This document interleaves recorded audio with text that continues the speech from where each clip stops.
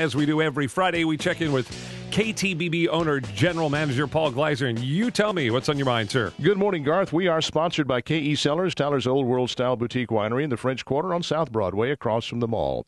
If I were some powerful supervillain whose goal it was to kill off America, to render it impotent and meaningless on the world stage, one of the things I would do is marginalize men. I would convince as many people as possible that when it comes to men, the bad outweighs the good, and that the world would be better off if men played a significantly reduced role.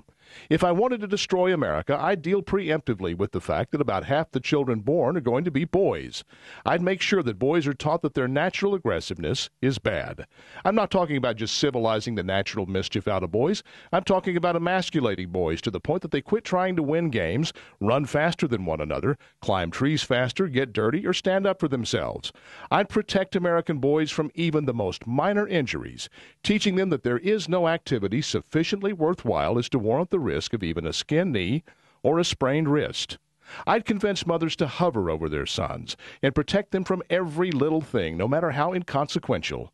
I'd make sure that young boys in America never learn to deal with pain and injury. If I wanted to make sure America was never again a world power, I'd pound the natural competitiveness out of boys. I'd insist that school activities be structured so that everyone can be called a winner, no matter how meaningless it rendered the word. I would never let America's boys taste either the sweetness of victory nor the bitterness of defeat, preferring instead a risk-free mediocrity in which there was little worth striving for. As boys began to grow up and start becoming men, I'd use popular culture to put them in their rightful places. I'd be sure that most of the television shows and movies depict men as either clueless, malicious, or absent. The most popular television shows would include offerings such as The Gilmore Girls is one example, in which the mother and daughter persevere strongly despite the fact that the mother became pregnant at age 16 and then refused to marry the father.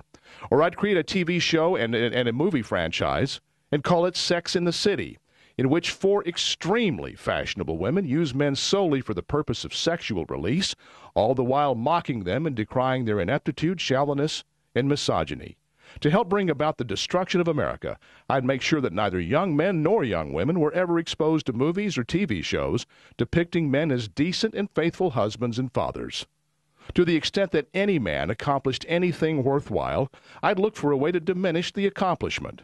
For example, instead of showcasing the founders of the country as principled and visionary, I'd make sure that the textbooks dwelt more heavily on their shortcomings, such as owning slaves, perhaps, or being unfaithful to their wives. Most important, in my quest to destroy America, I would try to convince as many women as possible that aside from the basic biology, they don't need a man in order to have children.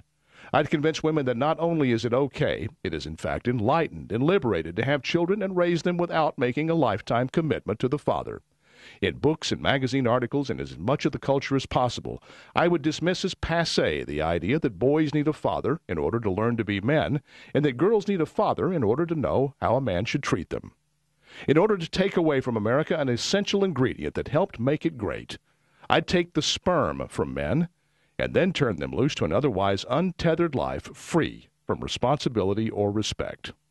From such degeneration of the role of men in American society, I'd sit back and watch America slowly succumb to poverty, dependence, addiction, crime, suicide, urban decay, chronic unemployment, creeping hopelessness, and social unrest. As I said in this space 2 days after President Obama's inauguration, the one thing I can say I admire about him is that he is a faithful husband and father. For my money, that's the one thing he gets right. We are one day going to pay for the fact that it's the one thing about him that his acolytes never talk about. That's my word. What's yours? Go to ktbb.com/youtellme, and you tell me.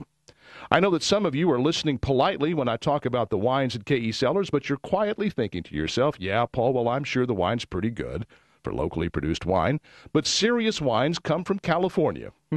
Listen up. Earlier this month, Tyler Today magazine hosted a blind wine tasting competition.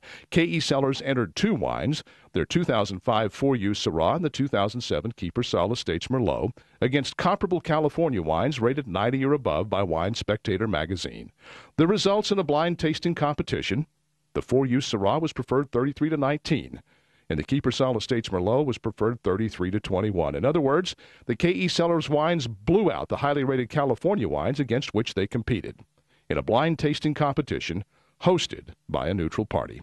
If you haven't yet done so, go by KE Cellars today and ask to try any wine in the collection. Try the 2007 Merlot. It's what I'm drinking right now. Then grab a bottle to take home to enjoy in the quiet, cool seating area when you listen to live music. KE Cellars, Tyler's Old World Style Boutique Winery in the French Quarter on South Broadway across from the mall, and online at KECellars.com. Need to fill up.